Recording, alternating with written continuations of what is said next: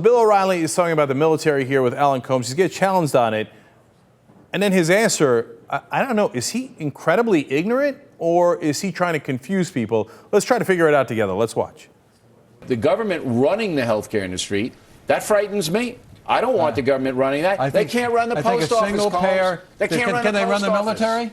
They can run the military because it's military control, not civilian. That's government run. It's not civilian control. It's still the government doing it. We have a civilian government. We have civilian. The commander-in-chief's a civilian. No. The government runs the military well. That is wrong. The Pentagon calls the shots on how the military operates. That's the government.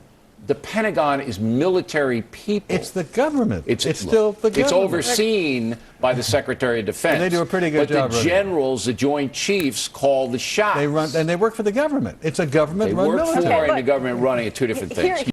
I got to ask you guys, does this guy have no idea about our system of government? Yeah, the military, there's nothing more government than the military. What is it if it's not the government? What the hell is it?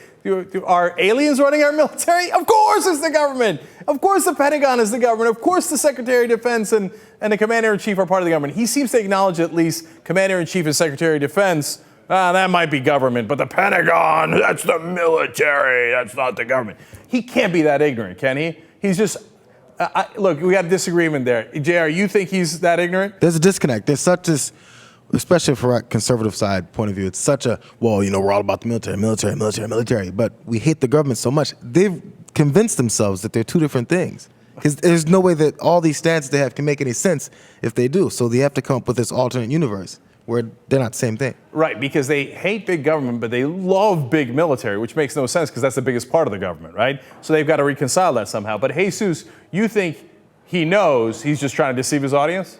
Oh, yeah, I definitely think he knows. I think he's so stubborn that he doesn't want to be proven wrong on air. You know what I mean? Yeah, that's right. He's stuck on it. He's not going to be like, oh, you're right. Yeah, it is government. He's fucking Bill O'Reilly. He's going to stick to his guns, and he's going to try to spin it to whatever's convenient to him. Yeah. So I definitely think he knows what he's talking about. Yeah, and I think Jesus is closer to right. I mean, I know what Jayar is saying about cognitive dissonance and how they got to get it to make sense in their own head. But it's Bill O'Reilly can't be that much of an ignoramus. I know, that's a funny quote, right? I think that Jesus is more right, that he's just going to bulldoze through that debate and never admit that he's wrong and hope that his audience is stupid enough to be like, yeah, Bill got him again. Look at that Alan Colmes freak. He thinks the military's part of the government. So that's our best guess.